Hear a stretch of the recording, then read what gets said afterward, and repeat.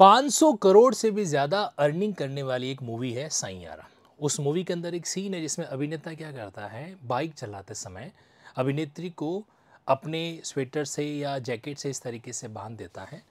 और इस सीन को देखते हुए हमारे भारत देश के कई युवा जो हैं बड़े प्रेरित हो जाते हैं और वो भी इस तरीके से बाइक पे सीन को डील करने का प्रयास है जो कर रहे हैं।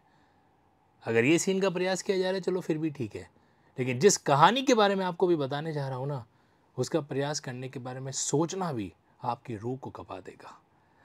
एक ऐसा ही मामला आज आपके बीच में मैं डिस्कस करने जा रहा हूं जो कि वाकई में अपने आप में बहुत ही दर्दनाक और ट्रेजेडीपूर्ण है। इससे पहले मैं इस वीडियो को आपको दिखाऊं, उससे पहले एक बात आपसे कहना चाहता हूं कि इस वीडियो को सिर्फ और सिर्फ इस एंगल से देखना ताकि हम अपने जीवन के अंदर ह्यूमैनिटी और मानवता को वापस क्या कर सकें, जगा सकें।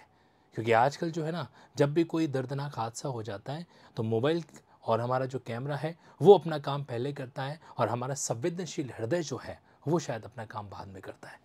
ये क्लिप है आपके नेशनल हाईवे 44। वहाँ पे क्या हुआ, वहाँ पे एक बाइक चल रही थी। बाइक में पीछे से कुछ ऐसा सामान लटकता हुआ दिखाई दे रहा था। बाइक चलाने वाला जो व्यक्ति है हेलमेट पहने हुए अपनी स्पीड में चल रहा है, पीछे पुलिस की गाड़ी चल रही है। अचानक इस वीडियो में दिखाई देता है कि वो जो सामान लटकता हुआ दिखाई दे रहा है वो कुछ और नहीं, वो तो किसी इंसान का पैर है। और नज़दीक जाने पर पता चलता है कि सिर्फ इंसान का पैर ही नहीं, पूरा का पूरा एक इंसान जो है पीछे उस बाइक के लटका हुआ है, या फिर कह सकते हैं पीछे वाली सीट पे ज़बरदस्ती बैठाया हुआ है और बाइक चलाने वाले ने उसको क्या कर रखा है, खुद से टाइट बांध रखा है। ऐसी क्या नौबत आ गई, ऐसा क्या हुआ? क्या ये बाइक चलाने वाला कोई क्रिमिनल था जो मारने के बाद में डेड बॉडी को ठिकाने लगाने के लिए अपनी बाइक पर उसको लेके जा रहा है? ये पूरी कहानी एंड तक अच्छे से समझिएगा ताकि जो बात मैं आपसे कहना चाह रहा हूँ वो कन्वे है जो कर पाऊँ। हमारे देश के अंदर अगर आप लोग बात करेंगे नेशनल हाईवे को लेकर, तो हमारे देश के टॉप नेशनल हाईवे के अंदर अलग अलग है, जिनमें से एक है नेशनल हाईवे 44। अब ये जो नेशनल हाईवे 44 है ना, ये बड़ा ही फेमस है। पता है क्यों? 2010 से पहले पिक्चर अलग थी। 2010 में 7 अलग अलग नेशनल हाईवे 1, 1A, 2, 3, 7 और उसके साथ साथ में 26, 75, इन सभी 7 नेशनल हाईवे को मर्ज करके एक नेशनल हाईवे 44 बनाया गया। अब ये नेशनल हाईवे 44 इसलिए भी फेमस था क्योंकि हमारे भारत देश का जो नॉर्थ से लेकर साउथ तक का जो डिस्टेंस है ना, वो कितना है? वो तकरीबन 3200 किलोमीटर है, 3200। आप इस पॉइंट को नोट कीजिएगा, 3200 किलोमीटर से भी ज़्यादा नॉर्थ से लेकर साउथ तक का इंडिया का डिस्टेंस है।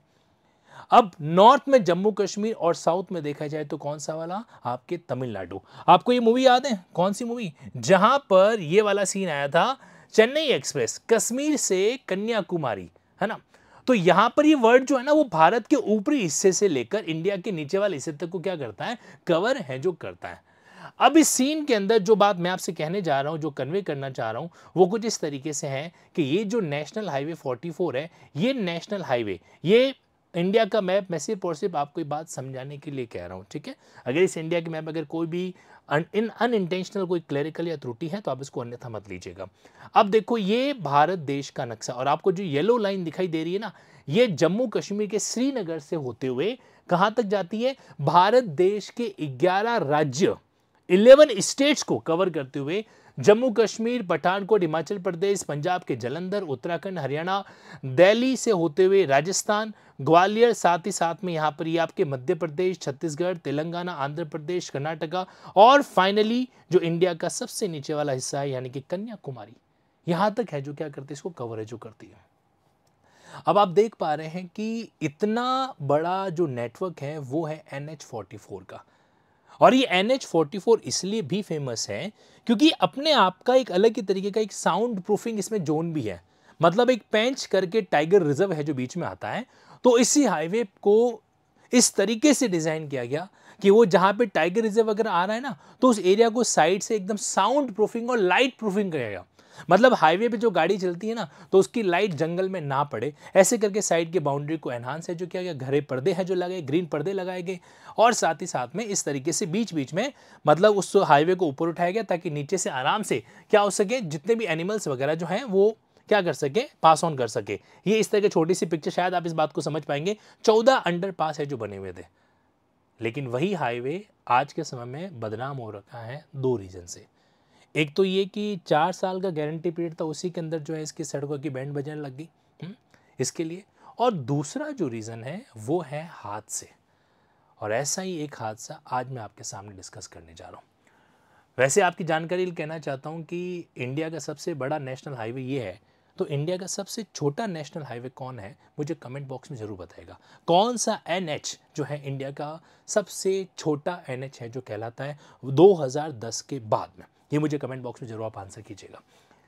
तो अब हुआ ये कि जो भारत का ये नक्शा है यहाँ से लेकर यहाँ तक, इस बीच में एक एरिया जो आपको यहाँ पे दिखाई दे रहा है ना, ये है आपके मध्य प्रदेश जोन। मध्य प्रदेश से महाराष्ट्र वाला जो जोन है, तो उसमें जबलपुर नागपुर हाईवे आता है। ये आपके NH-44 का ही पार्ट है, ठीक है। जबलपुर नागपुर के इस नेशनल हाईवे पे एक कपल, हस्बैंड और वाइफ, बाइक पे जा रहे थे। सडनली एक एक्सीडेंट हुआ ट्रक के साथ में। अब ट्रक सामने से आ रही थी या पीछे से उसको हिट किया, इस बारे में अभी तक क्लैरिफिकेशन नहीं ली, लेकिन हम मान के चल सकते हैं कि ट्रक पीछे से आ रखी है, क्योंकि नेशनल हाईवे अपने आप में 4 लेन का होता है। यहाँ पर जनरली आने के लिए और जाने के लिए अलग अलग रूट है जो होता है। तो अब हुआ ये कि यहाँ पे जो है इस तरीके का सीन क्रिएट हो गया कि नागपुर जबलपुर हाईवे पे इस तरीके से जो है बारिश हो रही थी उस टाइम के अंदर। तो 36 साल की उम्र का व्यक्ति, इसका नाम है अमित यादव, अपनी पत्नी इसका नाम है इग्यारसी, तो वो जो है उसको बेजान शरीर को 80 किलोमीटर तक अपनी बाइक पर लेके चला गया। क्यों? क्योंकि एक हादसा हुआ, ट्रक के साथ में टक्कर हुई, उसकी वाइफ बाइक से नीचे गिरी और ट्रक उसके ऊपर से निकल गई, वाइफ ऑन स्पॉट खत्म हो गई। वो बंदा अमित यादव वहाँ पे चिल्लाता रहा, आवाज़ देता रहा मदद के लिए, ना तो किसी ने गाड़ी रोकी, और जिस एरिया में ये एक्सीडेंट हुआ वहाँ से उसका मोबाइल नेटवर्क भी नहीं पकड़ रहा था, तो वो किसी से संपर्क नहीं कर पा रहा था। एक पति जो अपनी पत्नी को लेने के लिए कहीं पे गया हुआ था, वापस लेके आ रहा था, जब ऐसा हादसा हो जाता है ना, तो हृदय जो है अंदर से पूरा छलनी हो जाता है। अब आप सोचिए कि जिस जीवन साथी से आप क्या करते हैं, बेकद्र प्यार मोहब्बत करते हैं, उसकी अगर इस तरीके से मौत हो जाए, तो उस समय सडनली आपका मस्तिष्क काम करना बंद कर देगा। ऐसा ही कुछ इस अमित यादव के साथ में हुआ। वहाँ पर उसको उस समय कोई मदद नहीं मिली, तो उसने अपनी वाइफ की डेड बॉडी को अपने घर तक ले जाना ज़रूरी समझा, और उसने उस डेड बॉडी को जैसे भी हालात थे पीछे वाली सीट पे बैठाया, और वहाँ से उसको अपने शरीर से इस तरीके से बांध दिया और चल पड़ा 80 किलोमीटर के नेशनल हाईवे 44 के सफ़र को तय करने। रास्ते में जिसने इस दृश्य को देखा, हर व्यक्ति अपने आप में एक अलग ही तरह से अचंभित, थोड़ा सा डर महसूस करने लगा कि ऐसा क्या हो गया। वाइफ की डेड बॉडी, हस्बैंड के चेहरे की शिकन, उसके हाव भाव बिल्कुल अलग तरीके से। किसी एक राहगीर ने पुलिस को फ़ोन किया कि इस तरीके से कोई व्यक्ति जो है डेड बॉडी को लेके जा रहा है। पुलिस ने उसका पीछा किया। जब पुलिस उस जगह पे पहुंची जहाँ पे वो व्यक्ति गाड़ी बाइक लेके चल रहा था, तो पुलिस ने उसको रोकने का के लिए हॉर्न बजाया। वो व्यक्ति और डर गया, उसने अपनी बाइक की स्पीड बढ़ाई, आगे आगे चलने लगा। और जो वीडियो आपने देखा है ना, ये वीडियो किसी और के द्वारा नहीं, उसी पुलिस के द्वारा शूट किया हुआ है, जो अवेलेबल हो रखा है अभी मीडिया के अंदर। अब यहाँ पे फिर पुलिस उसको रुकवाती है और उस बंदे से पूछती है, भाई क्या हो गया, इस तरह से क्या है, वगैरह वगैरह। पहले उसको क्रिमिनल समझा गया, अपराधी समझा गया। एक कानून के अंदर अपराध है डिसअपीयरेंस ऑफ एविडेंस, साक्ष्य मिटाना। तो डेड बॉडी को डिस्पोज करना भी एक डिसअपीयरेंस ऑफ एविडेंस की भाषा में है जो कहा जाता है। तो पहले पुलिस को डाउट हुआ कि कहीं कहीं जो है ये मर्डर करने के बाद में क्या कर रहा है, ठिकाने लगा रहा है लाश को, लेकिन ऐसा नहीं हुआ। वाकई में उस व्यक्ति ने जो बातें कही वाकई में हुआ था। एक हादसा हुआ था ट्रक के द्वारा उसके बाइक के साथ में, और ऐसी ऐसी बात बिल्कुल सत्य पाएगी। और उसने क्या, उससे पूछा गया तूने गाड़ी क्यों नहीं रोकी, तो वो क्या, जब पुलिस पीछा कर रही थी तो मुझे समझ में नहीं आ रहा था मुझे क्या करना चाहिए। पुलिस ने उसकी मनोदशा को महसूस किया, और वहाँ पर अभी तक उसके खिलाफ कोई क्रिमिनल मामला दर्ज नहीं किया, कोई बनता भी नहीं है। लेकिन ये हादसा कई सबक है जो देखे जा रहा है। आप सोचो, अगर राष्ट्रीय राजमार्ग पर इस तरीके की कोई भी चीज़ें जो हो जाती है, तो लोग जो हैं गाड़ियाँ नहीं रोकते भी हैं तो सिर्फ फ़ोटो खींचते हैं, वीडियो शूट करते हैं और आगे हैं जो बढ़ जाते हैं। अब इसके पीछे 2 रीज़न है। एक रीज़न जो जेन्युइन भी है कि कहीं ऐसा तो ना हो कि उसके साथ लूटपाट करने का कोई प्रयास है जो किया जा रहा हो। क्योंकि आजकल है ना, कुछ संवेदनहीन लोग क्या करते हैं, राष्ट्रीय राजमार्ग पर जो है ना जानबूझ के ऐसे लड़कियों को छोड़ देते हैं, है ना, और वो लड़कियां गाड़ियां रुकवाती हैं और गाड़ियाँ रुकवाने के बहाने फिर उस कार चालक को या गाड़ी चालक को लूट लिया जाता है।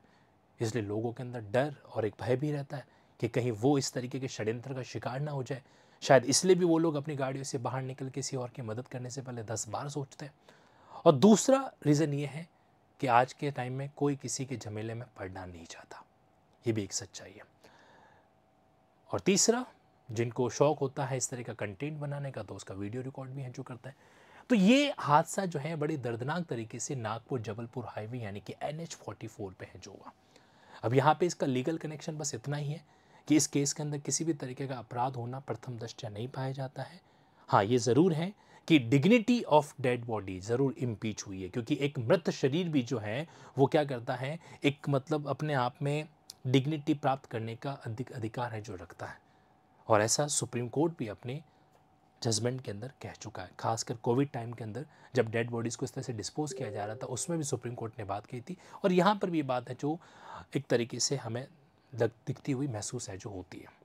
अब इस बारे में आपका क्या कहना है मुझे कमेंट बॉक्स में ज़रूर बताइएगा। ये पूरी स्टोरी जो है मैंने आपके बीच में यहाँ पे ज़रूर लेकर आया था, जो आपके सामने धीरे धीरे मैंने आपकी डिस्क्लोज़ करी है।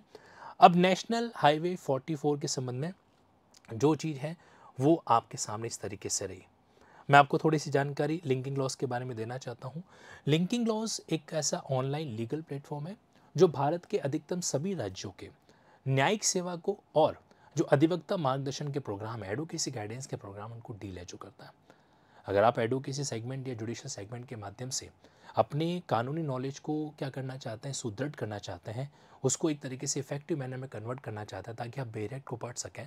क्योंकि देखो कई बार है ना, जानकारी, कानूनी जानकारी भी क्या करती है, हादसों को टाल सकती है। ज़रूरी नहीं कि किसी एग्ज़ाम को क्रैक करने के लिए ही कानून को सीखा जाए। सपोज़ करो अगर आपके सामने भगवान न करे ऐसा कोई हादसा आपको कभी किसी हाईवे पे दिखाई दे, तो आप भली मदद ना करें डर के मारे, लेकिन कम से कम एक फ़ोन तो घुमा सकते हैं ताकि वहाँ के जो लोकल पुलिस है या वहाँ के कोई व्यक्ति जो है उसकी मदद है जो इस तरीके से कर सके। तो लिंकिंग लॉ जो है वो क्या करता है, इस तरीके से आपके अलग अलग सेगमेंट को डील है जो करता है, खासकर जुडिशियल सेगमेंट को, जहाँ पर completely AI based legal drafting वगैरह भी आपके शामिल रहती है। तो अभी हाल फिलहाल जो है इंडिपेंडेंस ओकेजन को ध्यान में रखते हुए आपके सामने जुडिशरी का जो एक कंसेशनल रेट है वो आपके सामने रखा गया है। आप 85,000 के सेगमेंट को 25,500 के अंदर क्या कर सकते हैं, अवेल है जो कर सकते हैं, जो भी रेस्पेक्टिव कोड है जो लगा के। खैर अपार्ट फ्रॉम दिस, इस स्टोरी के बाद में इस चीज़ का जिक्र करना बड़ा ही हृदय विदारक जैसा महसूस होता है, तो यहाँ पर इस चीज़ को मैं हटा रहा हूँ। और मेन बात सिर्फ इतनी सी कहना चाहता हूँ कि हादसे ज़िंदगी में कह के हैं जो नहीं आते। ओके, तो इसीलिए कहीं कहीं हो सके तो अपनी सावधानी खुद रखें, क्योंकि किसी और के भरोसे इंसान अपनी ज़िंदगी आज के समय में तो जी नहीं सकता। That's all for today. मैं हूँ तनसुख पालीवाल, और ये कहानी आपको कैसी लगी मुझे कमेंट बॉक्स में ज़रूर बताइएगा। और क्या इस कहानी के किरदार हमारे आसपास भी हो सकते हैं? अगर हो सकते हैं तो हमें भी क्या रहना चाहिए, खुद को सावधान रखना चाहिए। सावधानी और कानूनी जागरूकता आज के समय की आवश्यकता है। Thank you so much. जय हिंद, जय भारत।